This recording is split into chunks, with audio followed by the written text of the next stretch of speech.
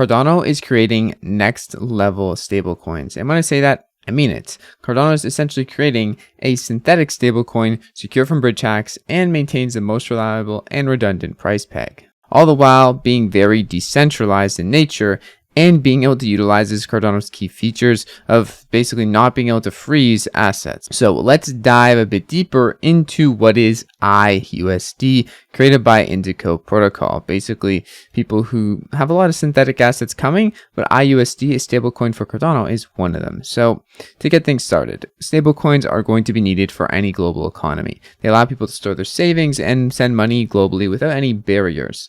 Stablecoins also offer significantly lower fees and faster settlement times compared to traditional banks.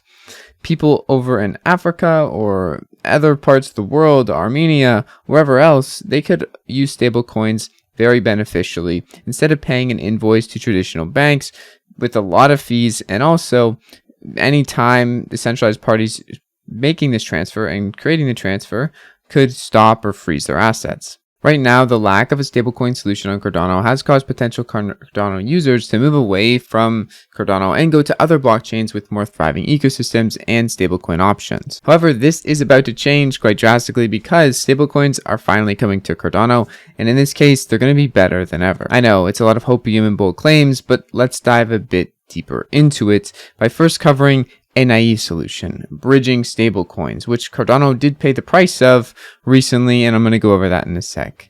Basically, bridges provide a mechanism to transfer assets between two different cryptocurrency platforms that support smart contracts. Sorry, a little bit of a mouthful.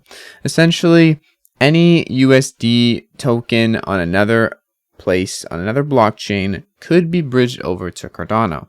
But bridges have some heavy drawbacks, and the advantage of them, first off, is to bring tokens that didn't exist in one ecosystem and introduce them to a new ecosystem. We saw it on Cardano. We had MAD, a USDC, through the bridge of a Nomad on Cardano, and it was a stable coin meant to come to Cardano. It was great. It was cool.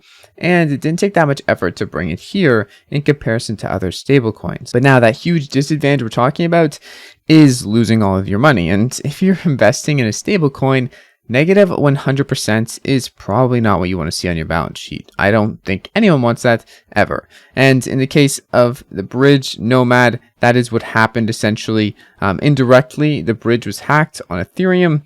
The smart contract was drained over there, and the assets propping the value up to basically show that there's value in Cardano or backing them was taken away, and anyone's stablecoins that they had on Cardano, that money essentially evaporated right then and there. Because the smart contract not only on Cardano but also on Ethereum or Polygon or whatever other blockchain this bridge is created to need to be utilized, this increases the attack vector threefold: the risk of the intermediary being compromised and risk of the smart contracts on both sides being compromised. So 3 different attack vectors rather than just one if it was just a straight up secure stablecoin on the platform of Cardano. Bridges are really notorious for being hacked, and unfortunately it's not uncommon to see a scenario to think you've been sensible by relying on decentralized finance to store your savings, only to wake up one morning and realize that your once stable tokens now have as much intrinsic value as a meme coin.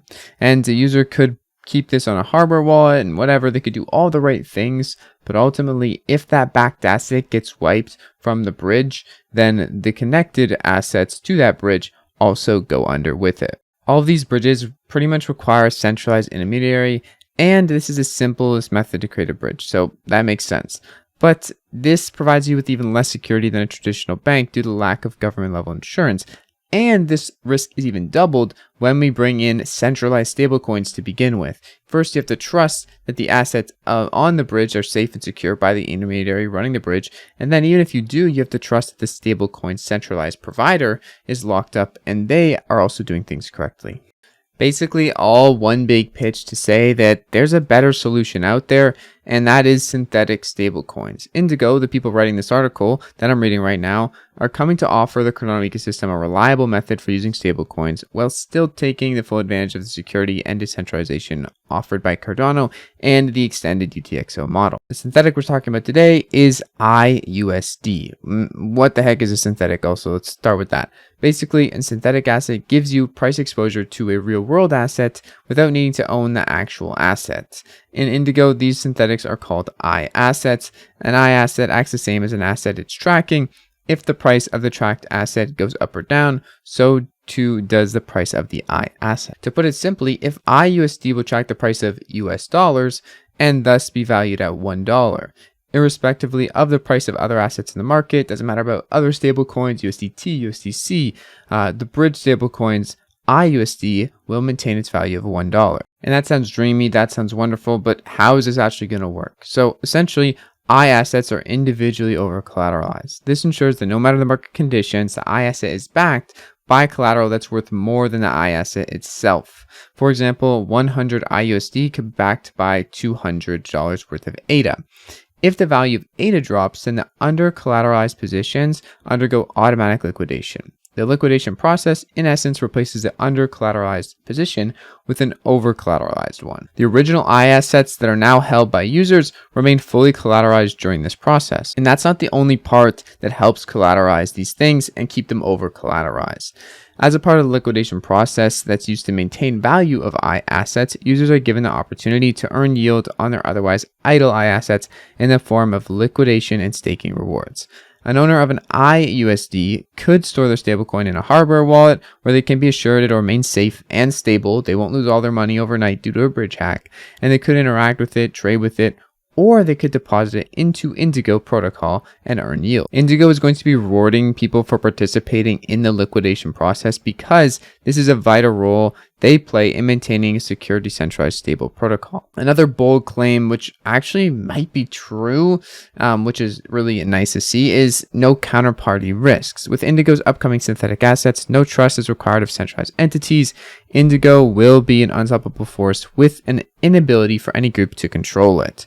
This also kind of includes the Indigo team. This is honestly what you do want to see. You want to see the team giving ownership up over a protocol so people can take it over, and the community members have just as much reach as the actual people who founded it. And if you're wondering, how is this going to work? How is iUSD going to be pegged to one price source? What if that oracle goes down and the data being pulled isn't reliable? Well, it's not going to just be one single price source. If an event occurred that caused destruct in a centralized stablecoin such as USDT, then iUSD would be immune for such event because it pulls price data not only from multiple oracles, different places getting the same data and then merging into one, but also from multiple price feeds of different stablecoins. If the price of USDT suddenly dropped to $0, then iUSD would remain pegged to $1. Before we go any further, I also want to mention that just because a team or protocol is developing something and promising the world and saying how it's super risk-free doesn't mean there's not going to be risks or things that come up where people attack the protocol and your money goes to zero. Okay, it's not risk-free. There's never going to be a risk-free thing in crypto, really, and a lot of things can happen. So me, myself, I'm going to be proceeding with caution and also just paying attention to what's going on in every vector of a stablecoin and a team before I put a lot of money into it. Now, I also want to talk about how the team themselves have mentioned that synthetic assets aren't without their risks. Under extreme market volatile conditions, it's possible for synthetic assets on other blockchains to not process liquidations quickly enough to maintain protocol stability. Indigo fortunately has thought of this, and they have these scenarios in mind.